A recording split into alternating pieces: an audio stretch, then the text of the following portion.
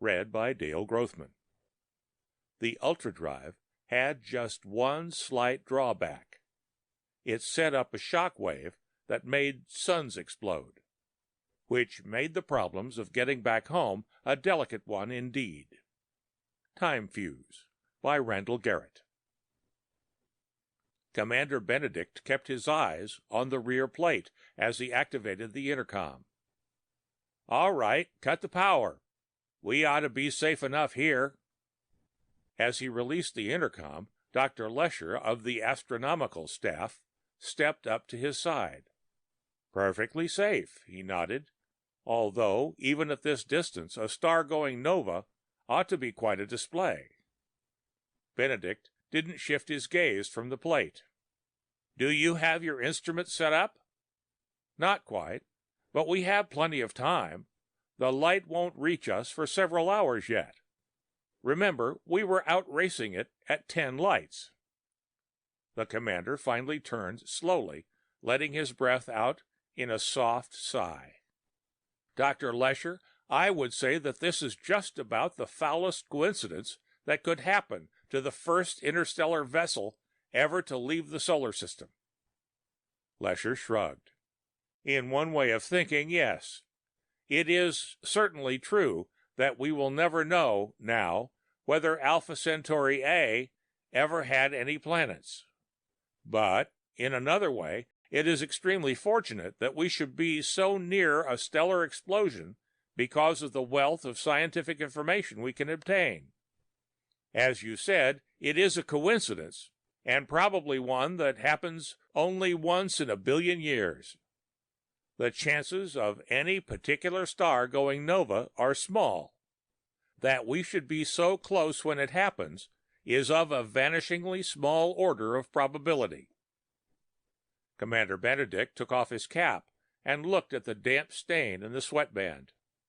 "Nevertheless, Doctor, it is damned unnerving to come out of ultradrive a couple of 100 million miles from the first star ever visited by man and have to turn tail and run because the damn thing practically blows up in your face." Lesher could see that Benedict was upset. He rarely used the same profanity twice in one sentence. They had been downright lucky at that. If Lesher hadn't seen the star beginning to swell and brighten, if he hadn't known what that meant, or if Commander Benedict hadn't been quick enough in shifting the ship back into ultradrive, Lesher had a vision of an incandescent cloud of gaseous metal that had once been a spaceship. The intercom buzzed. The commander answered. "Yes? Sir, would you tell Dr. Lesher that we have everything set up now?" Lesher nodded and turned to leave. "I guess we have nothing to do now but wait." When the light from the nova did come, Commander Benedict was back at the plate again, the forward one this time, since the ship had been turned around in order to align the astronomy lab in the nose with the star. Alpha Centauri A began to brighten and spread. It made Benedict think of a light bulb connected through a rheostat, with someone turning that rheostat, turning it until the circuit was well overloaded. The light began to hurt Benedict's eyes even at that distance, and he had to cut down the receptivity in order to watch. After a while, he turned away from the plate, not because the show was over, but simply because it had slowed to a point beyond which no change seemed to take place to the human eye. 5 weeks later, much to Lesher's chagrin, Commander Benedict announced that they had to leave the vicinity. The ship had only been provisioned to go to Alpha Centauri, scout the system without landing on any of the planets, and return. At 10 lights, top speed for the ultradrive, it would take better than 3 months to get back. "I know you'd like to watch it through the complete cycle," Benedict said, "but we can't go back home as a bunch of starving skeletons." Lesher resigned himself to leaving much of his work unfinished, and, although he knew it was a case of sour grapes, consoled himself with the thought that he could at least get most of the remaining information from the 500-inch telescope on Luna 4 years from then.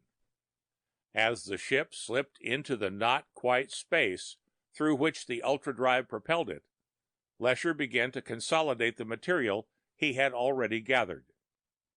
Commander Benedict wrote in the log, 54 days out from Sol, Alpha Centauri has long since faded back into its pre-blow-up state, since we have far outdistanced the light from its explosion. It now looks as it did 2 years ago. Pardon me, Commander, Lesher interrupted, but I have something interesting to show you. Benedict took his fingers off the keys and turned around in his chair. What is it, Doctor? Lesher frowned at the papers in his hand. I've been doing some work on the probability of that explosion happening just as it did, and I've come up with some rather frightening figures. As I said before, the probability was small. A little calculation has given us some information which makes it even smaller. For instance, with a possible error of plus or minus 2 seconds, Alpha Centauri A began to explode the instant we came out of ultradrive. Now, the probability of that occurring comes out so small that it should happen only once in 10 to the 467 seconds. It was Commander Benedict's turn to frown. So? Commander, the entire universe is only about 10 to the 17th seconds old. But to give you an idea, let's say that the chances of its happening are once in millions of trillions of years. Benedict blinked. The number, he realized, was totally beyond his comprehension, or anyone else's. Well, so what? Now it has happened that one time. That simply means that it will almost certainly never happen again. True, but Commander, when you buck odds like that and win, the thing to do is look for some factor that was cheating in your favor.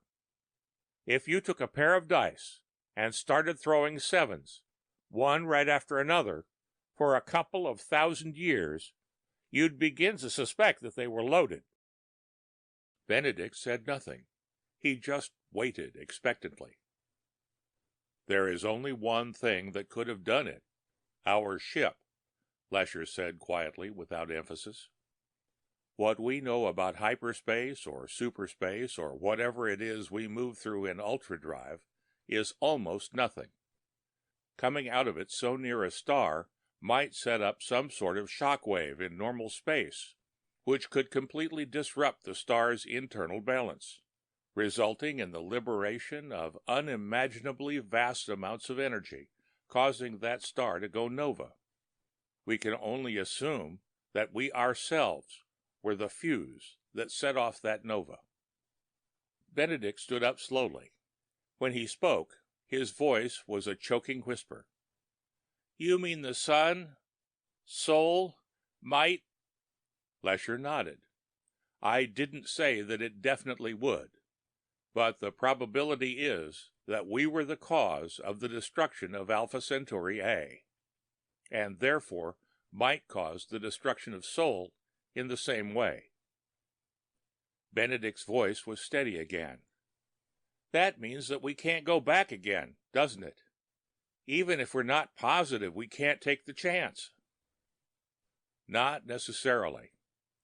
We can get fairly close before we cut out the drive and come in the rest of the way at sublight speed. It'll take longer, and we'll have to go in on half or one-third rations. But we can do it. How far away? I don't know what the minimum distance is, but I do know how we can gauge the distance. Remember, neither Alpha Centauri B or C were detonated.